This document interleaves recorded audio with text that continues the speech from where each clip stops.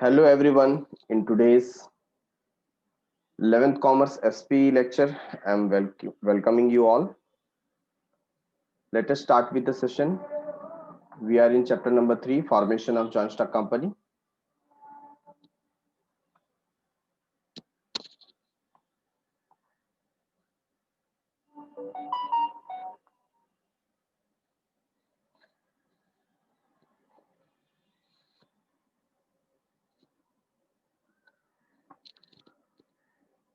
What we have done in the last lecture, let us check. We have started with promoters. So there are people who get idea to start a business and they take the initiative for the formation of joint stock company. So they are known as promoters. ठीक है, तो यहाँ पर meaning हम देख रहे हैं. The person who undertake the process of promotion of a company are called as promoters. That means they take initiative. वो start करते हैं company के formation को. A promoter can be an individual, a partner, a company or an association or a syndicate. तो ये लोग क्या हो सकते हैं? Promoter हो सकते हैं.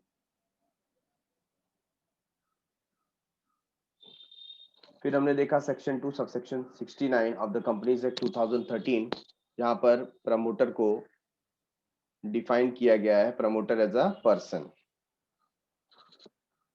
who has been named as such in a prospectus, जिसका नाम prospectus में लिखा हो, और is identified in by company in the annual returns, या annual returns में उसको प्रमोटर के तौर पर देखा जाता हो.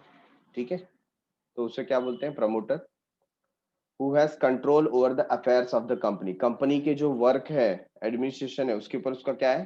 कंट्रोल है. वो कंट्रोल कैसा हो सकता है? इट कैन बी डायरेक्टली और इनडायरेक्टली. मतलब डायरेक्टली वो आकर के बताता हो या किसी के थ्रू वो करवाता होगा, whether as a shareholder. ठीक है, डायरेक्टर और otherwise, in accordance with whose advice, directions और instruction the board of director is accustomed to act. मतलब बोर्ड ऑफ डायरेक्टर के लिए कंपलसरी हो जाता है अगर उसने कोई इंस्ट्रक्शन दिया, डायरेक्शन दिया, वो करना है. ठीक है. However, a person who is assisting the promoter in a professional capacity, that is a lawyer or accountant, cannot be called as promoter. तो जो इस वर्क में, इस काम में प्रमोटर की मदद कर रहे हैं, असिस्ट कर रहे हैं, उनको प्रमोटर नहीं कहा जा सकता, क्योंकि वो अपने प्रोफेशनल कैपेसिटी में काम कर रहे हैं. ओके. तो ये जो प्रमोटर है वो काम क्या करते हैं, उनका वर्क क्या है, उनका फंक्शंस क्या है, वो हम देख रहे हैं यहाँ पर. Number 1, promoters are the one who came up with the idea, है ना, come up with the idea of starting a business. तो प्रमोटर वो है जिसके दिमाग में क्या आया? आइडिया आया. ये उनका सबसे इंपॉर्टेंट रोल है, इनिशियल रोल है.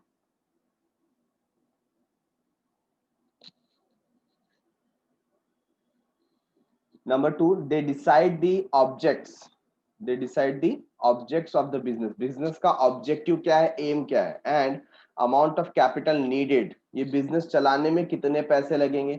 Scale of business operation, कौन से लेवल पे हम बिजनेस करेंगे. स्केल मतलब यहाँ पर क्या हो जाता है, आप local level, local market touch करना चाहते हो, या डोमेस्टिक लेवल पे वर्क करना चाहते हो, या इंटरनेशनल लेवल पे वर्क करना चाहते हो, है कि नहीं. तो आपका स्केल ऑफ बिजनेस ऑपरेशन क्या है, ये कौन डिसाइड कर रहा है? प्रमोटर डिसाइड कर रहा है.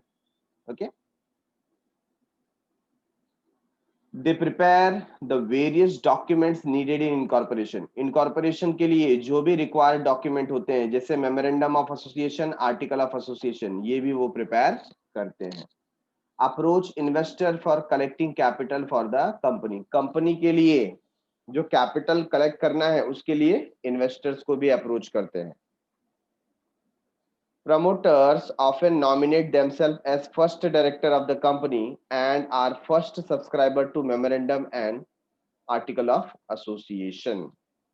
तो जब हम first board of director select करते हैं तो ज्यादातर केसेस में, या जनरली मैं कहूं, तो जो प्रमोटर होते हैं वही क्या बनते हैं? Board of director. First director की बात कर रहा हूं मैं. ठीक है ना. तो जो हमारे प्रमोटर्स हैं, they will only become director of the company, और we can say first director and first subscriber of the memorandum of association है ना, आर्टिकल ऑफ एसोसिएशन। तो जो भी डॉक्यूमेंट जैसे मेमोरेंडम है, आर्टिकल है, हम रजिस्ट्रार ऑफ कंपनी में सेंड करते हैं इनकॉर्पोरेशन के लिए, तो साइन करके भेजना पड़ता है, और जो उसको साइन करता है उन्हें कहा जाता है सब्सक्राइबर। क्या कहा जाता है? सब्सक्राइबर। तो प्रमोटर ही वो है जो सब्सक्राइबर बनते हैं मेमोरेंडम और आर्टिकल ऑफ एसोसिएशन के लिए। Number 6, the promoters can enter into contract with third party on behalf of proposed company। तो प्रमोटर ने जब ये बिजनेस स्टार्ट किया तो एक्चुअली बिजनेस का फॉर्मेशन हुआ नहीं है, बिजनेस का एग्जिस्टेंस नहीं है, बिजनेस का इनकॉर्पोरेशन नहीं हुआ है कि नहीं। ऐसे केस में अगर हमें किसी के साथ कॉन्ट्रैक्ट करना है, फॉर एग्जांपल अभी बिजनेस तो स्टार्ट नहीं हुआ, बट उसके लिए हमें जमीन देखनी पड़ेगी। अगर रेंट पे ले रहे हैं तो किसी से लीज पे लेना पड़ेगा, है ना, किसी के साथ कॉन्ट्रैक्ट करना पड़ेगा इनिशियल स्टेज में। तो ये जो कॉन्ट्रैक्ट होते हैं वो किसके नाम पे होते हैं? ये प्रमोटर्स के नाम पे होते हैं, क्योंकि कंपनी अभी तक फॉर्म हुई नहीं है। ठीक है, these contracts are called as pre incorporation contracts. ऐसे कॉन्ट्रैक्ट को जो इनकॉर्पोरेशन के पहले हो रहे हैं इन्हें कहा जाता है प्री इनकॉर्पोरेशन कॉन्ट्रैक्ट और प्रिलिमिनरी कॉन्ट्रैक्ट्स। क्या बोलते हैं? Preliminary contracts. For example, contract for preparing and printing memorandum and article of association, hiring office premises etcetera. तो जो इनकॉर्पोरेशन के पहले हम जो भी डीलिंग करते हैं बिजनेस के बिहाफ में, उसे हम बोलते हैं प्री इनकॉर्पोरेशन कॉन्ट्रैक्ट। ओके, क्योंकि कंपनी अभी तक फॉर्म नहीं हुई है तो वो किसके नाम पे होगा? वो प्रमोटर्स के नाम पे होगा। Promoter have fiduciary duties towards the company they are setting up. अभी ये क्या होता है fiduciary? What does it mean? सुना सुना लागे या देखा है पहली बार?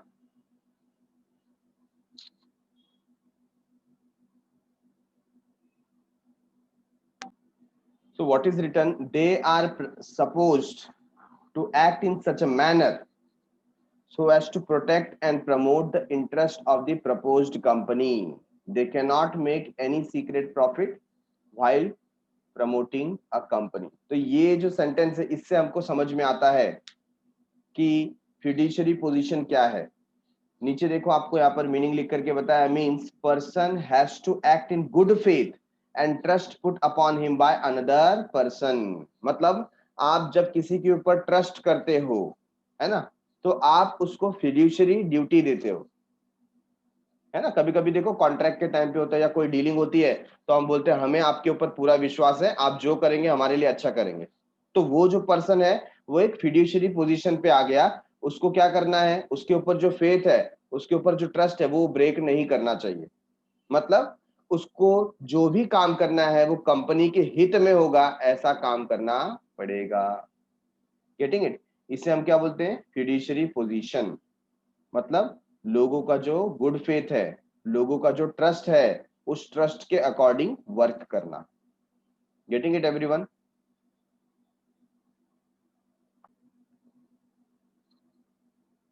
they are supposed to act in such a manner so as to protect and promote the interest of proposed company। तो जो कंपनी हमने प्रपोज की है एज अ प्रमोटर, उसके हित में ही हमें काम करना है।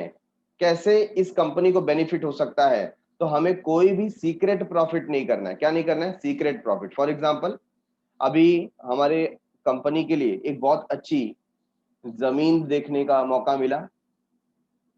फॉर एग्जांपल लैंड परचेस करना था और एज अ प्रमोटर हम वो जमीन देखने गए। सपोज मैं एक एक्सपर्ट हूँ प्रॉपर्टीज डीलिंग में, तो मैं जाकर के वहां देखता हूँ कि ये जो पर्टिकुलर प्रॉपर्टी है ना, इसका कमिंग 5 to 6 years में बहुत ज्यादा वैल्यूएशन अच्छा हो जाएगा, मतलब इंक्रीज हो जाएगा, एप्रिसिएशन हो जाएगा। तो क्यों ना ऐसा करे, कंपनी को ये जमीन देने से अच्छा मैं ही परचेस कर लेता हूँ और 5 to 6 years के बाद इसको सेल कर दूंगा, ये कंपनी को मैं नहीं दूंगा। ठीक है, तो मैंने कंपनी के रिपोर्ट में क्या लिख दिया? नहीं, जमीन अच्छी नहीं है, हमारे लायक नहीं है जो हमें वर्क करना है। बराबर है? तो ऐसा करके मैंने वो जमीन कंपनी को लेने नहीं दी और खुद जा करके वो जमीन क्या कर ली? परचेस कर ली। तो व्हाट आई हैव डन, मैं एक सीक्रेट प्रॉफिट कर रहा हूं और 5-6 साल के बाद मैं वो जमीन बेच दूंगा, उससे जो भी कुछ प्रॉफिट हुआ वो मेरा होगा। बट मैं तो गया था कंपनी के काम के लिए ना, तो कंपनी के हित में क्या है उसको ध्यान में रख करके मुझे एक्ट करना था, ना कि मुझे सीक्रेट प्रॉफिट मेंटेन करना था। Getting it everyone? तो सीक्रेट प्रॉफिट मुझे मेंटेन नहीं करना चाहिए as a promoter. They have to disclose any personal interest they have in the transaction they have entered on behalf of the proposed company. तो अगर आपका कोई पर्सनल इंटरेस्ट है, क्या है? Personal interest. For example, suppose हमारे company के लिए एक हमें बिल्डिंग बनानी है। क्या बनानी है? बिल्डिंग। ठीक है। अब ये बिल्डिंग बनाने के लिए we are searching for a person जो कॉन्ट्रैक्ट लेकर के मटेरियल सप्लाई करे और ये बिल्डिंग हमें क्रिएट करके दे। Getting it? तो हम उस कॉन्ट्रैक्ट पर्सन को सर्च कर रहे हैं, तभी हमारे प्रमोटर के बीच में से एक पर्सन बोलता है मेरी नजर में एक पर्सन है जो क्या करेगा, हमको अच्छे रेट पर ये पूरा का पूरा कॉन्ट्रैक्ट कंप्लीट करके देगा। हमने बोला बहुत अच्छी बात है। अब इन रियलिटी वो जो पर्सन से हमारा वो जो प्रमोटर मिला रहा है, वो प्रमोटर क्या है? उसका रिलेटिव। क्या है? रिलेटिव। ठीक है। तो सपोज ये बिल्डिंग है,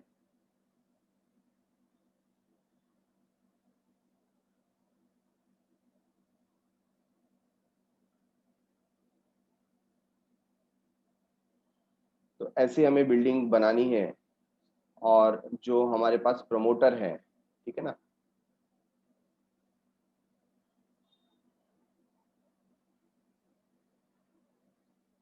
ये है मिस्टर गंगाधर।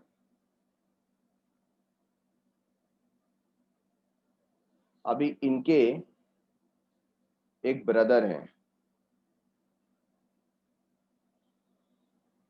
जिनका नाम है मिस्टर मायाधर, और जो क्या करते हैं? बिल्डिंग मटेरियल सप्लाई करते हैं।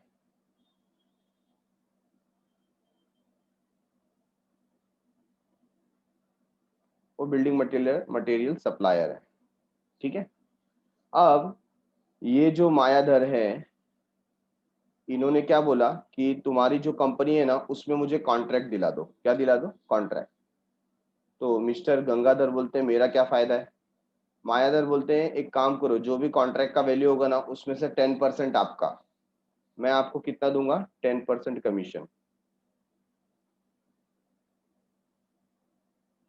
ठीक है। तो गंगाधर जो है वो प्रपोज करते हैं मायाधर का नाम अपने कंपनी में कि भाई बिल्डिंग मटेरियल सप्लायर में मायाधर लो, वो हमको अच्छे रेट से करके देगा। ठीक है। लेकिन इसके अंदर इनका 10% मिल रहा है। ये इसको क्या बोलेंगे? Personal interest. क्या बोलेंगे? Personal interest. तो ये उनको डिस्क्लोज करना चाहिए मीटिंग में कि ये जो मायाधर है ये मेरे कौन है? रिलेटिव है या मेरे ब्रदर है, और इनसे मुझको 10% कमीशन मिलने वाला है, ऐसा बताने के बाद उनको इंट्रोड्यूस करना है। ठीक है। अगर आपने नहीं बताया तो यहां पर आप अनलॉफुल एक्टिविटी कर रहे हैं। समझ में आ रहा है? तो यहाँ पर जो भी आपका इंटरेस्ट है, if you are interested in that particular contract, आपको उसको डिस्क्लोज करना है। अदरवाइज जो भी आप सीक्रेट प्रॉफिट इस तरीके से करेंगे वो कंपनी को देना पड़ेगा। Getting it?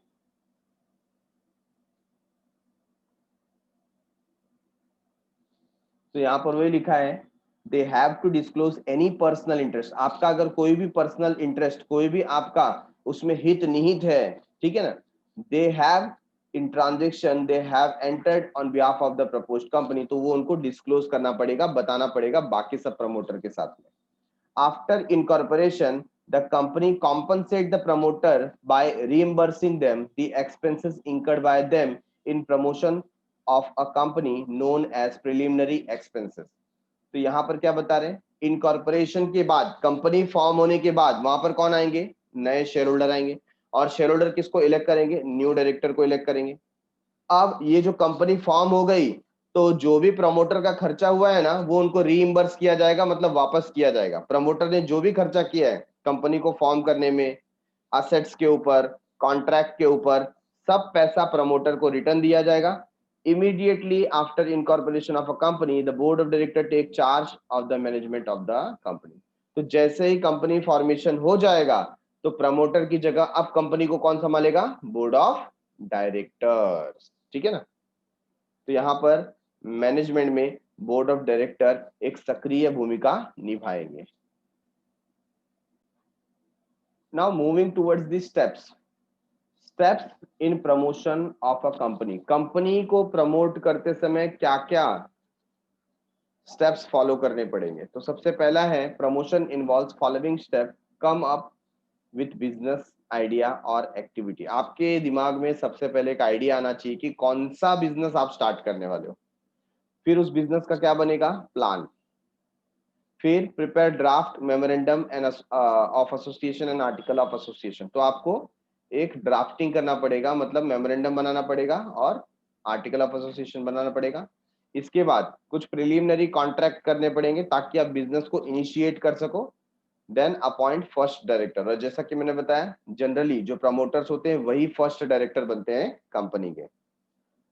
The promoters come up with a business activity that they wish to undertake. वो जो बिजनेस स्टार्ट करना चाहते हैं इसके आइडिया के साथ में प्रमोटर आगे आते हैं।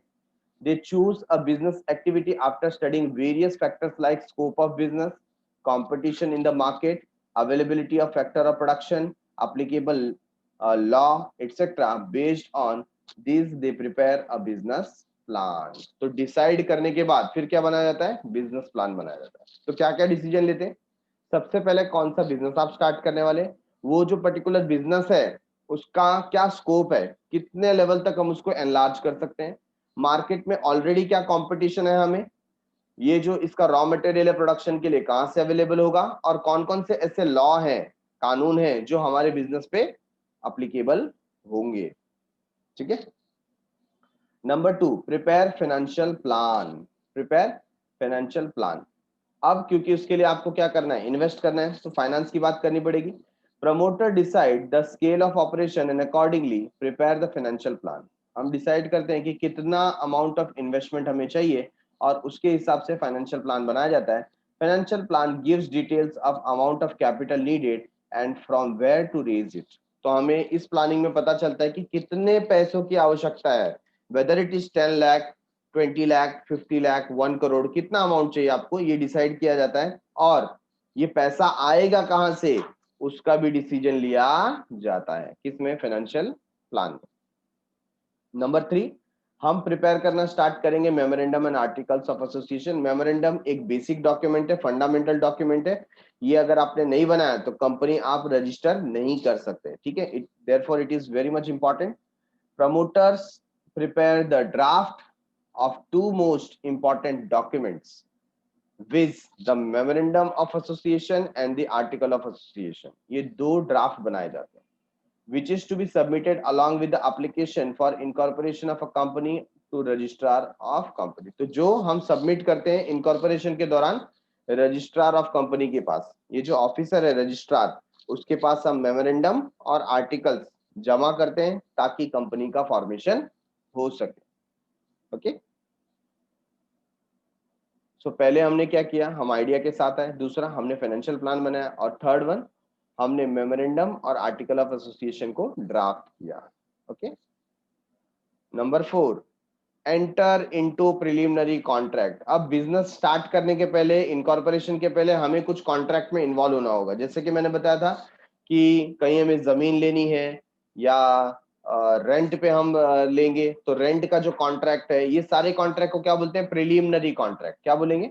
Preliminary contract. On behalf of the proposed company, the promoters में enter into preliminary contracts with third party. Third party के साथ हम प्रिलिमिनरी कॉन्ट्रैक्ट में आ सकते हैं। They enter into such contract so that the company can start its business activity immediately after its incorporation. तो यहाँ पर ऐसे कॉन्ट्रैक्ट के थ्रू हम एंटर होते हैं जहां पर इनकॉर्पोरेशन के तुरंत बाद हम बिजनेस को स्टार्ट कर सकें। तो बिजनेस स्टार्ट करने के लिए कुछ बेस क्रिएट करना पड़ेगा। तो उसके लिए हम जो भी कॉन्ट्रैक्ट में इन्वॉल्व होंगे उस कॉन्ट्रैक्ट को क्या बोला जाएगा? Preliminary contracts. Number 5, appointment of first director, promoters have to appoint first director who will take charge of management of the company immediately after the incorporation. और जनरली मैंने बताया ज्यादातर क्या होता है, जो प्रमोटर्स होते हैं वही फर्स्ट डायरेक्टर बनते हैं. Promoters often nominate themselves as first director of the company. Company का फर्स्ट डायरेक्टर वो अपने आप को ही घोषित करते हैं ज्यादातर केसेस में. ठीक है, तो यहाँ पर हमने फर्स्ट स्टेज जो है वो कवर अप किया. तो ये पर्टिकुलर चार्ट है, फर्स्ट स्टेज का एक समरी है, इसको हम देख सकते हैं जहां पर किस तरीके से आइडिया आया, फाइनेंशियल प्लान बना, मेमोरेंडम बनाया, आर्टिकल बनाया. ठीक है, प्रिलिमिनरी कॉन्ट्रैक्ट में इन्वॉल्व हुए और लास्ट में फर्स्ट डायरेक्टर अपने आप को घोषित किया. तो ये तो बात किसकी हो गई थी, प्रमोटर्स के प्रमोशन की. अब किसकी बात करें, इनकॉर्पोरेशन, मतलब we are talking about registration.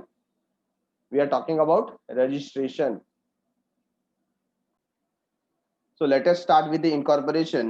Depending upon the object of the company, company का objective क्या है, aim क्या है, scale of operation, amount of capital needed, etc. The promoter decide whether to form a public company or a private company. तो यहाँ पर एक decision pending हो जाता है कि हमें पब्लिक कंपनी स्टार्ट करना चाहिए या प्राइवेट कंपनी स्टार्ट करना चाहिए.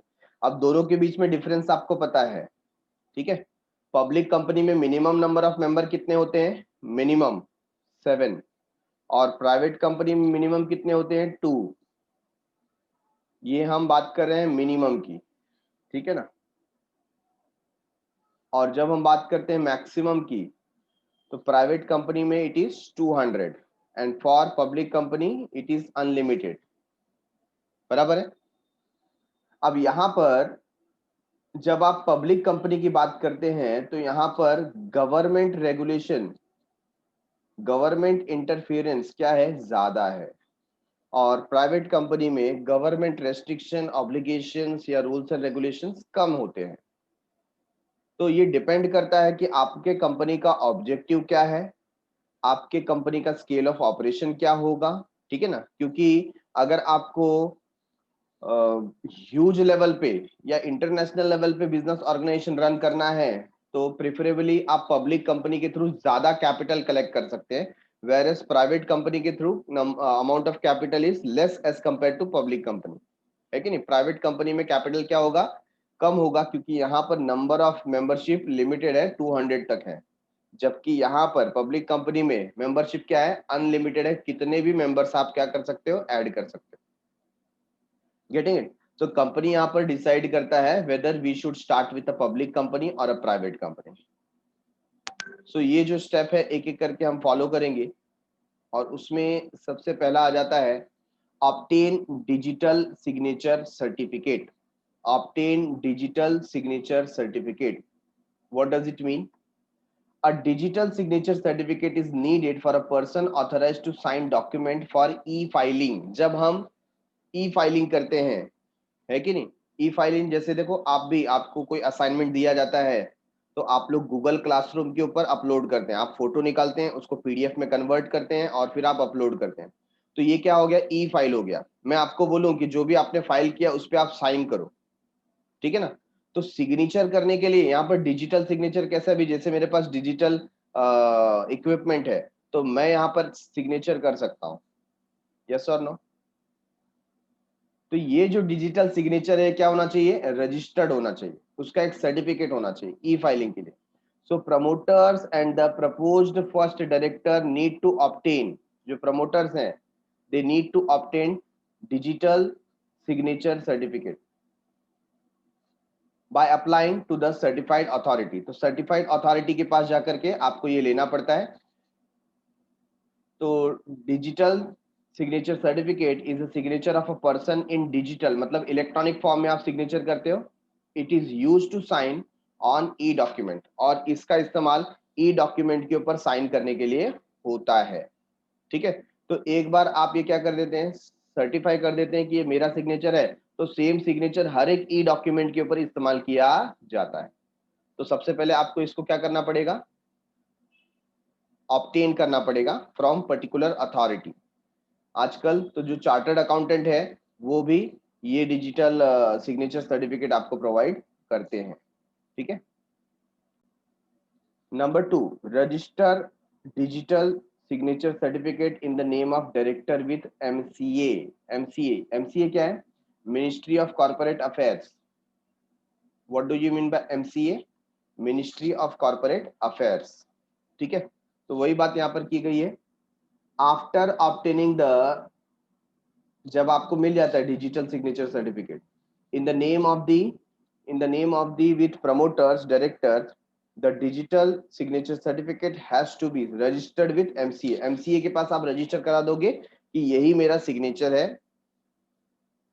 MCA maintains the detail of every director including their DIN। तो ये अलग से डिन नंबर, हर एक डायरेक्टर का एक सेपरेट आइडेंटिफिकेशन नंबर होता है। इसको हम बोलते हैं डायरेक्टर्स आइडेंटिफिकेशन नंबर। क्या बोलते हैं? Directors identification number. जैसे आपका आधार कार्ड नंबर होता है ना, हर एक इंडिविजुअल का एक ही आधार कार्ड नंबर होगा, वैसे अगर आप डायरेक्टर बनेंगे तो हर डायरेक्टर को एक नंबर दिया जाता है, ठीक है।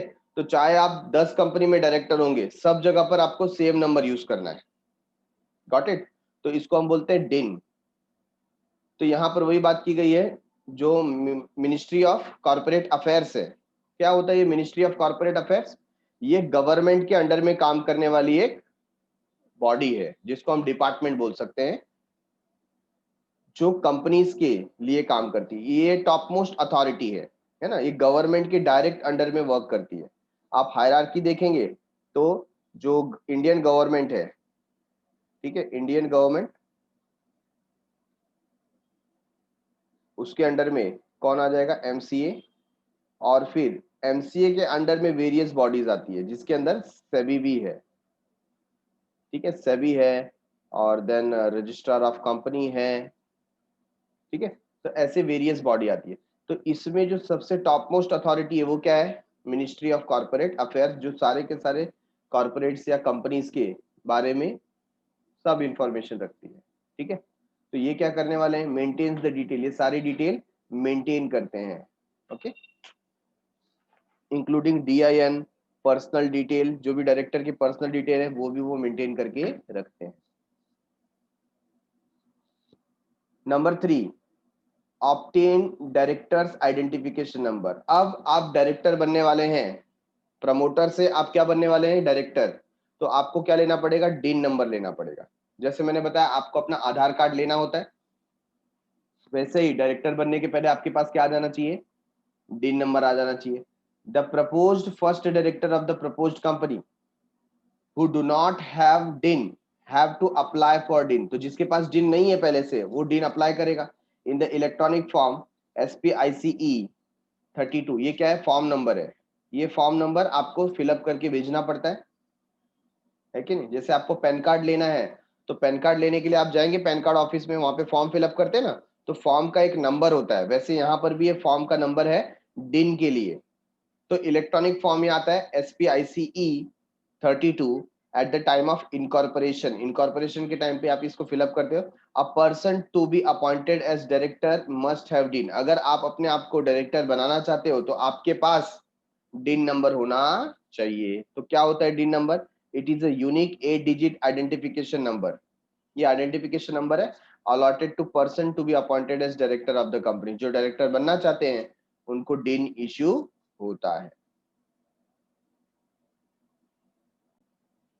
Apply for reservation of name.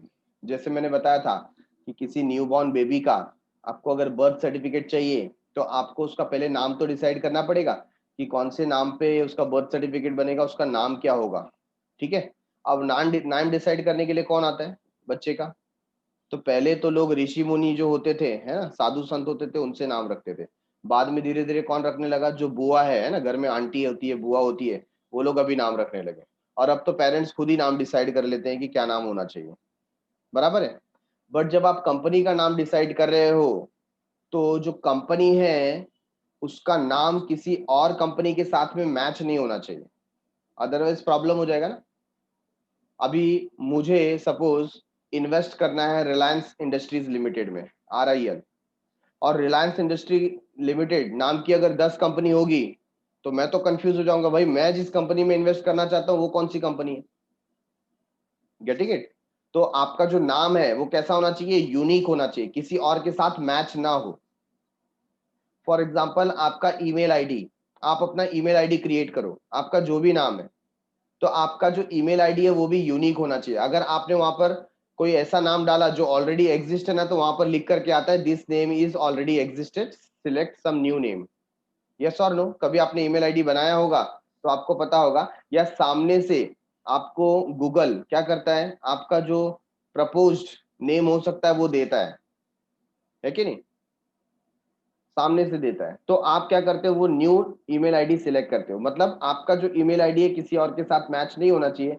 वैसे यहाँ पर भी जो नाम है किसी और के साथ मैच नहीं होना चाहिए, ठीक है। तो ये काम कौन करता है, ये काम रजिस्ट्रार ऑफ कंपनी करता है। आपको उनको नाम लिख करके देना पड़ता है, फिर वो लोग सिलेक्ट करके बताते हैं विद इन 15 डेज और जो भी डेज होगा, ठीक है। Apply for reservation of name, name के रिजर्वेशन के लिए हम लोग अप्लाई करेंगे। The promoters have to get the proposed name of the company approved by the Central Registration Center, CRC। कहां पर आपको नाम देना पड़ेगा, CRC में, central registration centre, by filling up RUN. RUN क्या है, रिजर्व यूनिक नेम। तो रन करके एक फॉर्म आता है, फिलिंग फॉर्म रन, तो ये रन फॉर्म फिलअप करना पड़ेगा आपको नेम देने के लिए, along with the prescribed fees through MCA portal. तो आप कुछ ना 5 से 6 नाम या 10 नाम तक सिलेक्ट करके देते हो, और उसमें से कौन कौन से प्रपोज नेम हो सकते हैं वो फिर आपको ये सीआरसी बताएगा, सेंट्रल रजिस्ट्रेशन सेंटर, ठीक है। प्रमोटर्स में suggest more than one name in order of their preferences, क्योंकि कभी कभी ऐसा हो सकता है ना, जो नाम मैंने दिया ऑलरेडी एग्जिस्ट करता है, फिर बार बार कौन नाम देगा, इससे अच्छा 8-10 नाम दे दो, इसमें से जो यूनिक नेम होंगे तो बाद में सीआरसी बोल सकता है कि ठीक है ये 5 नाम नए हैं, इसमें से आप कोई भी एक रख लो, ठीक है। After verifying its database, CRC will give its approval for the proposed name and reserve the name for a period of 20 days from the date of application। तो जब से आपने अप्लाई किया है उस दिन से 20 दिन तक आपने जो नाम सोच के रखा है ना, उसको रिजर्व करके रखेंगे, किसी और को नहीं देंगे। तो आपके पास डिसाइड करने के लिए 20 डेज होता है कि कौन सा नाम आपको चाहिए। अगर आपने वो नाम सिलेक्ट नहीं किया तो अगेन वो जो नेम है वो फ्री हो जाएगा, कोई और भी उसको ले सकता है, ठीक है। तो 20 डेज का आपको पीरियड दिया जाता है सीआरसी की तरफ से। कितने दिन का पीरियड दिया जाता है, 20 डेज का। Number 5, finalise memorandum of association and article of association. तो अब तक हमने क्या बनाया, अब तक हमने बनाया ड्राफ्ट, मतलब एक रफ मेमोरेंडम बनाया, आर्टिकल बनाया। अब उसको क्या करेंगे, फाइनलाइज करेंगे, ठीक है। अब उसको फेयर बनाएंगे, फाइनलाइज करेंगे। Two important document, memorandum and article of association has to be submitted along with the application for incorporation of a company। Company के incorporation के लिए ये जो 2 बेसिक डॉक्यूमेंट है इसका बनाना बहुत जरूरी है। This document contain legal and technical information related to the objective of the company and regulation for operation of company pursuant to company law। देखो ये लाइन बहुत इंपॉर्टेंट आ गई, ठीक है। क्या बता दिया गया, These document contain legal and technical information। दो बातें बताई, एक तो लीगल इंफॉर्मेशन है और दूसरा टेक्निकल इंफॉर्मेशन है, related to objective of the company, company का ऑब्जेक्टिव से दोनों रिलेटेड है। और दूसरी बात, जब हम आर्टिकल ऑफ एसोसिएशन की बात करते हैं तो उसमें रूल्स एंड रेगुलेशन लिखा हुआ है, और ये रूल्स एंड रेगुलेशन किससे रिलेटेड है, जो लॉ प्रिवेल करता है, जो लॉ अप्लीकेबल है उससे वो रिलेट करता है। Hence the promoters take the help of professionals like a company secretary, legal expert, accountant। इन तीनों का हेल्प लिया जाता है while preparing memorandum and article of association to finalize the draft memorandum and article of association। तो जब आप finalise करेंगे तो आपको प्रोफेशनल पर्सन का हेल्प ले लेना चाहिए, जैसे कि सेक्रेटरी हो गया, या कोई लीगल एक्सपर्ट जैसे एडवोकेट है, ठीक है, और अकाउंटेंट, इनका हेल्प आपको जरूर लेना चाहिए। Hence the promoters take help of professional। यहाँ पर जो भी लीगैलिटीज हैं, जो भी रूल्स एंड रेगुलेशंस हैं वो देखने के लिए हम लोग प्रोफेशनल को अप्रोच करते हैं. In the case of proposed public company wants to list itself with one or more stock exchanges, promoters should send a copy of the draft memorandum of association and articles of association to such stock exchange for their review and suggestion. अगर company चाहती है कि उनका registration stock exchange में हो, stock exchange क्या होता है? स्टॉक एक्सचेंज स्टॉक मार्केट है जहां पर आपके शेयर का परचेज सेल होता है, लोग आपके शेयर खरीद सकते हैं, बेच सकते हैं. ठीक है ना?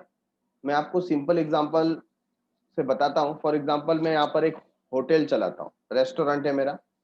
ठीक है, अब ये रेस्टोरेंट में क्या होते हैं, लोग आते हैं, खाना खाते हैं, जाते हैं. बट मैं चाहता हूं कि लोग क्या घर बैठे बैठे फ्री होम डिलीवरी के थ्रू मुझे ऑर्डर दे. तो उसके लिए मैं क्या कर सकता हूँ? एज अ रेस्टोरेंट मुझे अगर घर घर तक पहुंचना है, लोग कॉल करके मुझे ऑर्डर दे, तो मैं क्या कर सकता हूँ?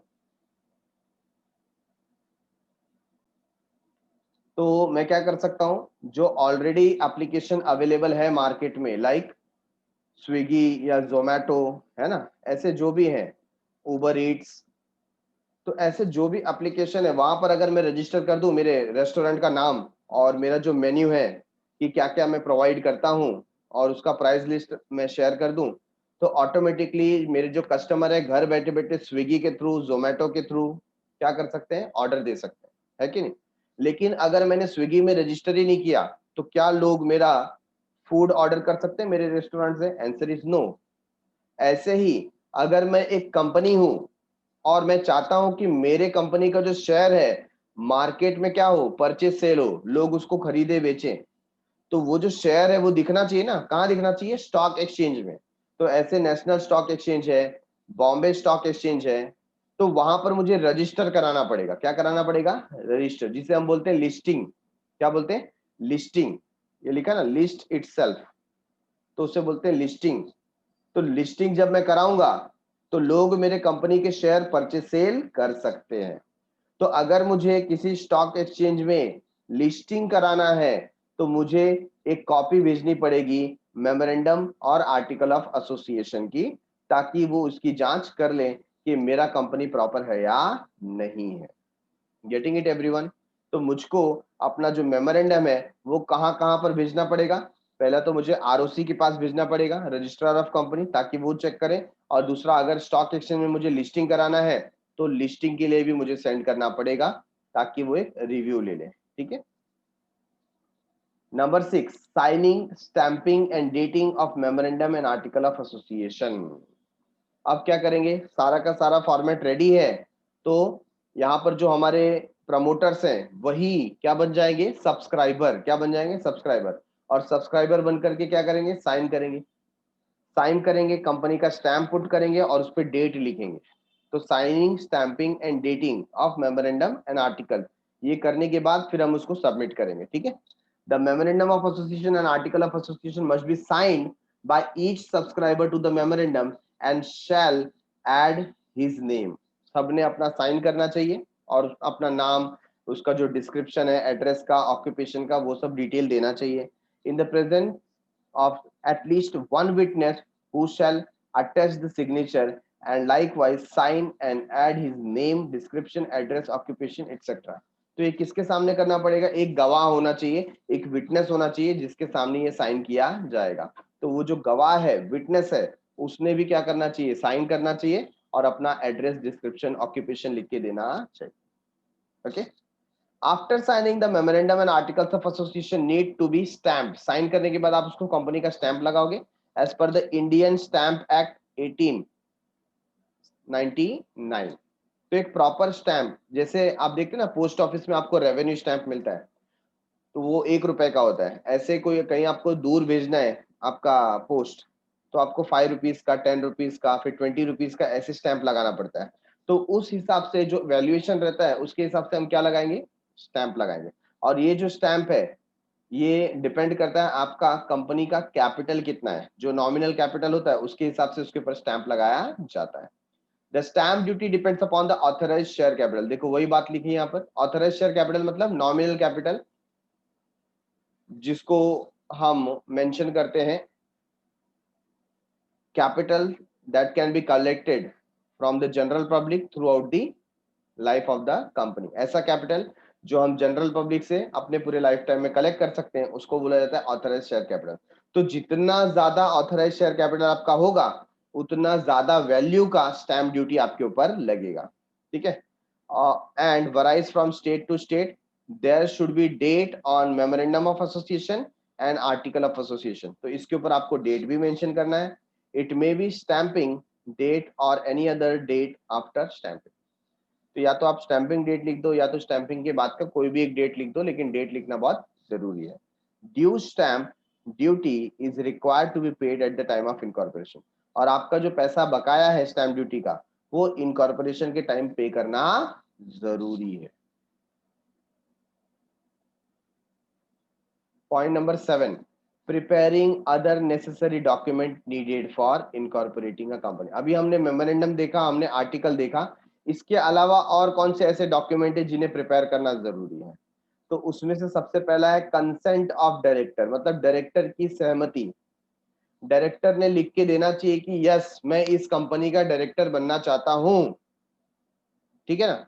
अदरवाइज क्या होगा, मैं तो क्या करूंगा, मेरे कंपनी में सारे अच्छे अच्छे डायरेक्टर के नाम लिख करके दे दूंगा मेमोरेंडम में, ठीक है ना, अलग से। सपोज मैंने बता दिया कि मेरी कंपनी का जो डायरेक्टर है वो मुकेश अंबानी है, तो लोग मुकेश अंबानी का नाम सुन के मेरी कंपनी में पैसा लगाएंगे, और बाद में मुकेश अंबानी बोलेगा अरे मैंने तो कभी ये कंपनी का नाम भी नहीं सोचा सुना, मैं तो डायरेक्टर भी नहीं बनना चाहता था, है ना। तो बाद में ऐसा नहीं होना चाहिए। तो अगर वहां पर जो भी डायरेक्टर है वो डायरेक्टर बनना चाहते हैं तो उनको अपना कंसेंट देना चाहिए कि हाँ मैं इस कंपनी का डायरेक्टर बनना चाहता हूं, तो ऐसे स्वीकृति लिख करके देंगे। A list of person who have agreed to be the first director along with their written consent should be prepared। उनके written consent के साथ, स्वीकृति के साथ लिखित रूप में लेना चाहिए। Their personal details, जो पर्सनल डिटेल में क्या क्या आ गया, डिन नंबर आ गया, proof of identity, interest in other firm, और कौन सी कंपनी में काम करते हैं, क्या बेनिफिट है उनको, etc. should be included in the list। The required written consent should be in prescribed format as per the companies act 2013। तो जो फॉर्मेट हमने दिया है उसी फॉर्मेट में उनको डिटेल फिलअप करके देना होता है। तो ये हो गया consent of director. Number 2, detail of manager and secretary. तो इन सब का भी डिटेल आपको फिलअप करके देना होगा। If the article of association names a person who will be the manager, secretary, etc., particular of such person should be prepared for filing purpose। तो अगर आर्टिकल ऑफ एसोसिएशन में किसी पर्सन का नाम एज अ मैनेजर और secretary indicate किया जाता है तो उस पर्सन का सारा डिटेल फाइलिंग पर्पस के लिए भी सबमिट करना पड़ेगा, ठीक है। तो उसको भी प्रिपेयर करके रखना पड़ेगा। Number 3, declaration by subscriber to the memorandum and first director. तो जो सब्सक्राइबर है जिन्होंने मेमोरेंडम को साइन किया उन्हें क्या बोलते हैं, सब्सक्राइबर बोलते हैं। तो वो डिक्लेरेशन देंगे। A declaration should be taken from each subscriber to the memorandum of association and every person named as first director in the article of association that he is not convicted of any offense। तो उसको लिख के देना पड़ेगा, disclose करना पड़ेगा कि वो किसी भी ऑफेंस में, कोई गलती के कारण, कोई गुनाह के कारण वो कन्विक्टेड नहीं है ना, उसके ऊपर कोई ऐसा कन्विक्शन नहीं लगा हुआ है, वो किसी गुनाह का आरोपी नहीं है। Any offence in connection with promotion, formation of management of any company, and he has not been found guilty of any fraud or dishonesty or breach of any duty to any company। मतलब ये क्या लिख के देना पड़ता है, सबसे पहले तो उसको लिख के देना पड़ेगा कि वो किसी भी गुनाह का आरोपी नहीं है। दूसरी बात, वो कभी ऐसा पकड़ा भी नहीं गया, गिल्टी भी नहीं है किसी फ्रॉड के लिए, कोई डिसऑनेस्टी के लिए मतलब बेईमानी के लिए, है कि नहीं, और कोई उसने ऐसा ड्यूटी जो निभाना चाहिए था उसको ब्रीच भी नहीं किया है, ऐसा उसको लिख के देना पड़ेगा। ड्यूरिंग प्रीसीडिंग 5 years, मतलब नेक्स्ट 5 years के लिए, हर 5 साल में डायरेक्टर, नेक्स्ट डायरेक्टर का क्या होने वाला है, चुनाव होने वाला है, तो ये 5 साल के लिए वो लिख के देगा। They also have to give an undertaking that all the documents filled with the registrar of companies are correct। तो उनको ये भी लिख के देना पड़ेगा कि जो भी डॉक्यूमेंट हम अटैच कर रहे हैं कंपनी के साथ में वो क्या है, ट्रू है, फेयर है, करेक्ट है, कंप्लीट है और ट्रू है। ओके, तो ये 3 डॉक्यूमेंट हमने देखा जो मेमोरेंडम और आर्टिकल के अलावा भी प्रिपेयर किए जाते हैं।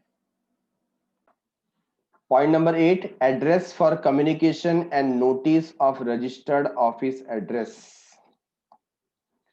अब कंपनी को यहां पर बताना है कि उनका एड्रेस ऑफ कम्युनिकेशन क्या है।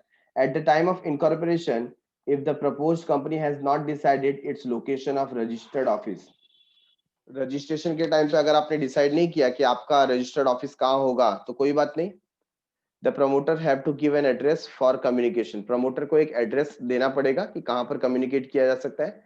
As per the companies act 2013, a company is required to have a registered office within 30 days of incorporation. तो आपको 30 दिन का समय मिलता है अपना रजिस्टर्ड ऑफिस सिलेक्ट करने का और उसका एड्रेस फिर अपडेट करवाने का। तब तक के लिए प्रमोटर कोई भी एड्रेस दे देंगे कम्युनिकेशन पर्पस के लिए। Number 9, obtain a statutory declaration form. अब आपको स्टैट्यूटरी डिक्लेयर मतलब लीगल डिक्लेरेशन की बात यहां पर कर रहे हैं, तो ये फॉर्म चाहिए होगा। An advocate practising company secretary, a cost accountant or chartered accountant who is engaged in the formation of the company, etc., a person named in the article of association as a director, manager, secretary, stating that all requirement related to the incorporation has been complied with। ठीक है, तो यहाँ पर हमको statutory declaration देना पड़ेगा। क्या क्या स्टेचुटरी डिक्लेरेशन है? नंबर 1, जो भी एडवोकेट है, एडवोकेट मतलब लॉयर, या प्रैक्टिसिंग सीएस है, या कॉस्ट अकाउंटिंग है, या चार्टर्ड अकाउंटेंट है, who is engage in the formation of the company, company के फॉर्मेशन में जो लोग एंगेज हैं उन सबको स्टैट्यूटरी डिक्लेरेशन देना पड़ेगा कि हाँ मैं इस कंपनी के फॉर्मेशन में एंगेज हूँ। इसके अलावा person named in the article, जिनका नाम आर्टिकल ऑफ एसोसिएशन में लिखा हुआ है as a director, manager, secretary, stating that the requirement related to the incorporation has been complied. तो उन्होंने लिख के देना चाहिए कि जो भी रिक्वायरमेंट है लॉ का वो हमने कंप्लाई किया है, ऐसा डिक्लेरेशन सामने से आना चाहिए। Number 10, filing of application and documents for incorporation of company. Company के इनकॉर्पोरेशन के लिए डॉक्यूमेंट क्या किए जाएंगे? फाइल किए जाएंगे। After all the documents are prepared, the promoters have to submit an application to the register of companies in the prescribed form along with all the necessary documents and the prescribed fees for incorporation। तो यहां पर वही बात की गई point number 10 में, filing of application and document for incorporation of a company. तो जो रजिस्ट्रार ऑफ कंपनी है उसके पास हम ये सारे के सारे जो डॉक्यूमेंट है वो सबमिट करेंगे। So promoters have to submit an application to the registrar of companies in prescribed form, जैसा बोला गया उस फॉर्म में भेजना है, while all necessary documents and the prescribed fees for incorporation। Incorporation के लिए जो भी जहां पर भी रिक्वायर्ड फीस लग रहा है वो पे करके आपको रजिस्टर कराना है। ठीक है, तो ये 10 पॉइंट्स अभी हमने यहाँ पर गो थ्रू किया। समय समाप्ति की घोषणा हो गई है। Thanks a lot for watching. मिलते हैं आगे के कॉन्सेप्ट के लिए अगले एपिसोड में, तब तक के लिए बाय बाय, शब्बा खैर, सायोनारा।